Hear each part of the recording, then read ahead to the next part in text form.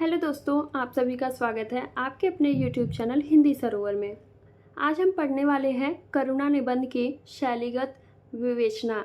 मतलब ये जो प्रश्न आया था ये आपके पिछले वर्ष के प्रश्न पत्र में आया हुआ था, तो इसलिए मैं इसका उत्तर करा दे रही हूँ। हो सकता है कि आपके आने वाले प्रश्न में भी इसके भाषा शैली पूछ ले, तब भी आप यही लिखेंगे।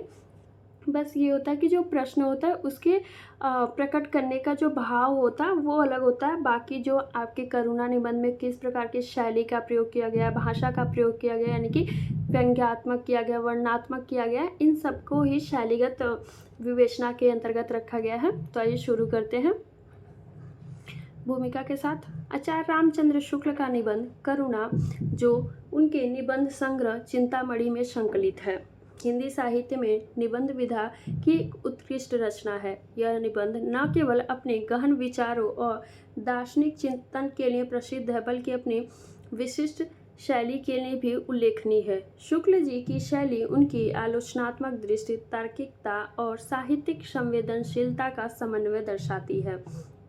तो इसे हम कुछ पॉइंट्स में देखेंगे। तो पहला देखते हैं, इससे पहला है विश्लेषणात्मक और तार्किक शैली। शुक्ल जी निबंध में जो इनका करुणा है एक मनोविकार के रूप में गहन विश्लेषण के साथ प्रस्तुत करते हैं। वे करुणा की उत्पत्ति, स्वरूप और इसके विभिन्न आयामों को मनोवैज्ञानिक, सामाजिक, नैतिक और साहित्यिक को तार्किक रूप से खोलते हैं। उदाहरण के लिए हम देखें, वे करुणा की तुलना, मतलब जो आचार्य रामचंद्र शुक्ल लेखक हैं, क्रोध, लोभ और सुख से करते हैं और इसके दुख की श्रेणी में रखकर इसके विशिष्ट गुणों को रेखांकित करते हैं। यह विश्लेषणात्मक शैली निबंध को वैज्ञानिक और तर्कपूर्ण बनाती है। अब देखते हैं तार्किक संरचना। निबंध का ढांचा अत्यंत तार्किक है। शुक्ल जी पहले करुणा को सहज उत्पत्ति यानी कि बाल्यावस्था में से शुरू करते हैं, फिर इसे सामाजिक और नैतिक महत्व को स्पष्ट करते हैं और अंत में आधुनिक जीवन में इसके ह्रास की आलोचना करते हैं। प्रत्येक विचार को पिछले विचार से जोड़कर प्रस्तुत किया गया है, जैसे करुणा और सुख की तुलना के बाद इसकी तीव्रता और सामाजिक भूमिका पर चर्चा। आगे है तर्कों का समर्थन। वे अपने तर्कों को उदाहरण और साहित्यिक साक्ष्यों जैसे तुलसीदास, रामचरितमानस, सूरदास के माध्यम से पुष्टि करते हैं, जो इनकी शैली को विश्वसनीय और प्रामाणिक बनाता है। उदाहरण के लिए करुणा की सात्विकता को जैन, बौद्ध धर्म और तुलसीदास के कथन से समर्थन देना। अब जो इसकी मतलब जो इस निबंध है, इसका जो अगला शैली है वो है दार्शनिक और चिंतनशील शैली। इसके अंतर्गत है दार्शनिक गहराई।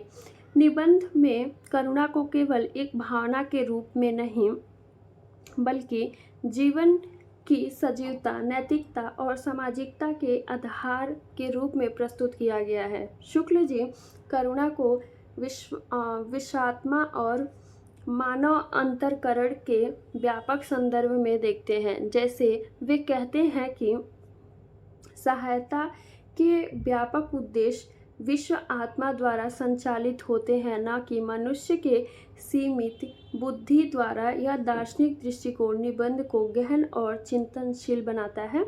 मतलब कि हमें अपनी बात को मतलब स्पष्ट रखने के लिए, हमें स्पष्टीकरण के लिए हमें जो निबंध है उसको कुछ लाइन आपको उदाहरण रूप में देना होगा, जैसे कि यहाँ से है, जैसा कि वे कहते हैं। आगे है आलोचनात्मक चिंतन। शुक्ल जी आधुनिक जीवन की स्वार्थपरकता, कृत्रिम शिष्टाचार और भावनात्मक शिथिलता की तीखी आलोचना करते हैं।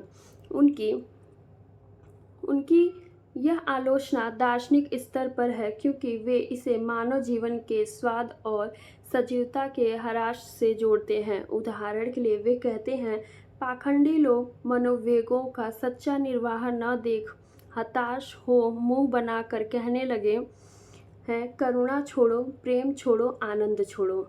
अगला है नैतिक चिंतन। निबंध में करुणा को नैतिकता और सज्जनता का आधार माना गया है और इसे नियम, आवश्यकता और न्याय के साथ तौला गया है। यह चिंतनशील शैली निबंध को केवल भावनात्मक नहीं बल्कि बौद्धिक स्तर पर भी प्रभावशाली बनाता है। अगला शैली है साहित्यिक और भावात्मक। इसके अंतर्गत पहला है साहित्यिक उदाहरणों का उपयोग। शुक्ल जी अपनी शैली को साहित्यिक बनाते हैं, जिसमें वे रामचरितमानस, सूरदास और गीता जैसे साहित्यिक स्रोतों के उदाहरण लाते हैं। उदाहरण के लिए कौशल्या और यशोदा के वियोग के प्रसंग करुणा के मोह अंश को स्पष्ट करते हैं। यह उदाहरण निबंध को साहित्यिक समृद्धि प्रदान करते हैं। इसका अगला है भावात्मक अपील। यद्यपि निबंध तार्किक और विश्लेषणात्मक है, इसमें भावात्मक तत्व भी हैं। करुणा की सहजता, असहायों के प्रति दया और वियोग की व्याकुलता जैसे प्रसंग पाठक के हृदय को छूते हैं। उदाहरण के लिए हम देखेंगे यशोदा का कृष्ण के लिए शोक या पति वियोगिनी का संदेह, नदी किनारे धुआं उठता है, भावात्मक जो प्रभाव है उसे पैदा करता है। अगली विशेषता इसमें काव्यात्मकता। निबंध में कुछ स्थानों पर काव्यात्मक भाषा का उपयोग है, जैसे मनुष्य की सजीवता, मनोवेग या प्रवृत्ति में भावों की तत्परता में है। यह भाषा निबंध को साहित्यिक और आकर्षक बनाती है। अगला शैली है आलोचनात्मक और व्यंग्यात्मक शैली। इसके अंतर्गत है आधुनिक जीवन की आलोचना। शुक्ल जी की शैली में आधुनिक समाज की स्वार्थपरकता और भावनात्मक शिथिलता की तीखी आलोचना है। वे सहानुभूति के सतही उपयोग यानी कि सहानुभूति की चिट्ठियाँ और झूठे शिष्टाचार को कहकर व्यंग करते हैं। पाखंड की निंदा। वे धार्मिक और नीतिगत उपदेशों को घोर पाखंड कहते हैं, जो मनोविकारों को दबाने की बात करते हैं। यह व्यंग्यात्मक शैली उनकी आलोचनात्मक दृष्टि को और प्रभावशाली बनाती है। अगला है पश्चिमी समाजशास्त्र की आलोचना।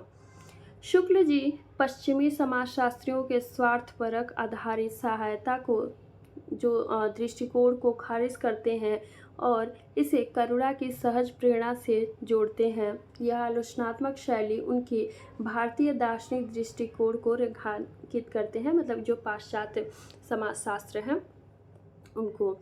अगला है भाषा और शब्दचय।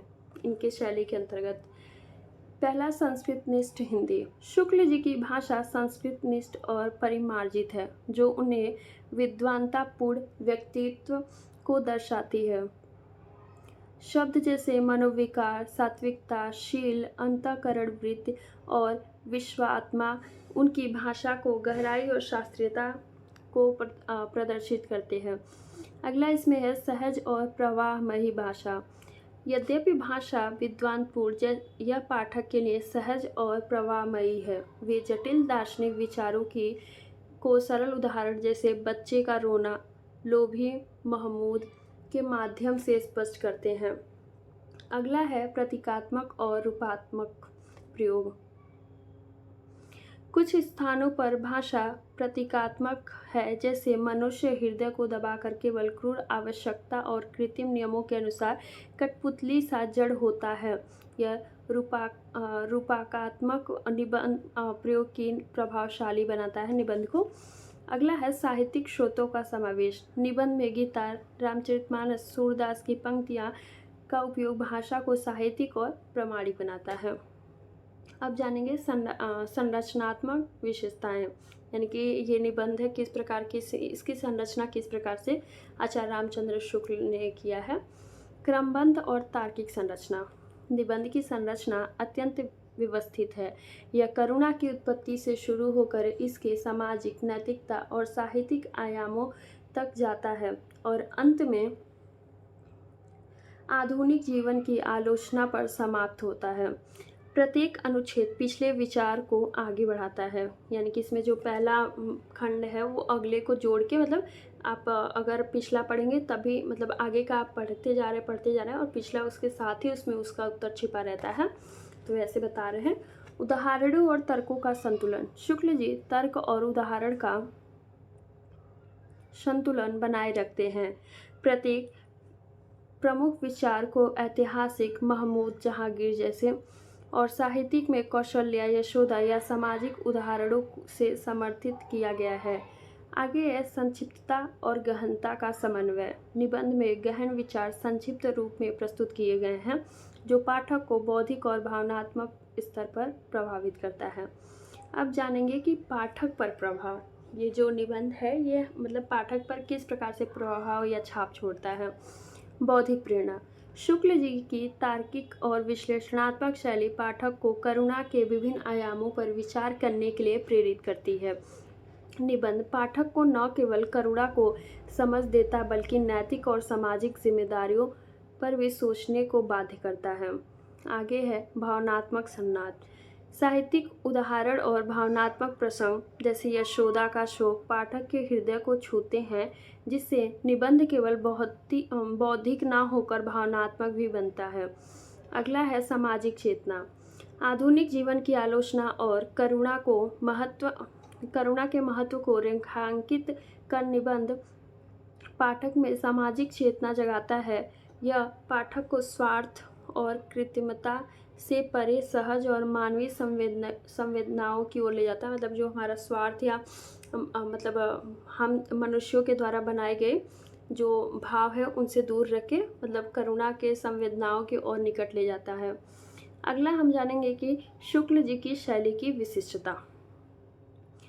आलोचक और साहित्यकार का समन्वय। शुक्ल जी की शैली एक आलोचक की तार्किकता और एक साहित्यकार की भावनात्मक संवेदनशीलता का अनूठा समन्वय है। यह निबंध को न केवल विचारोत्तेजक बल्कि साहित्यिक रूप से समृद्ध भी बनाते हैं।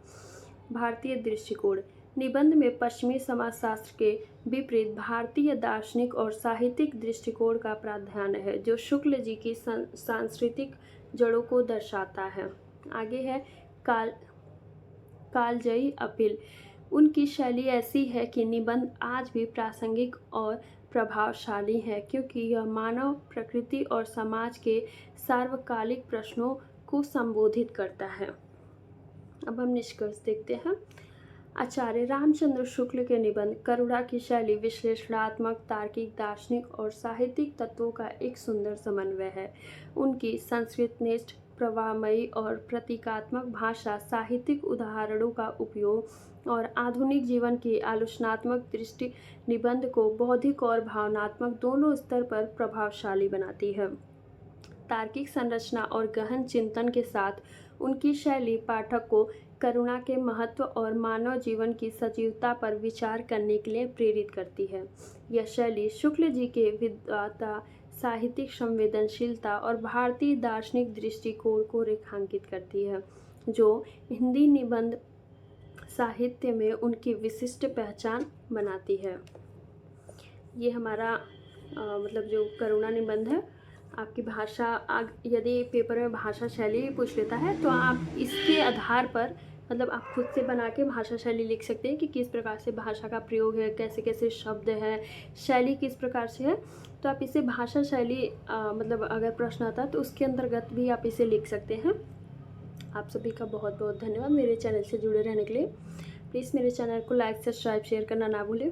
Thank you. और इसका भी PDF मैं अपने टेलीग्राम चैनल पे अपलोड कर दूँगी, आप वहाँ से पढ़ लीजिएगा। Thank you.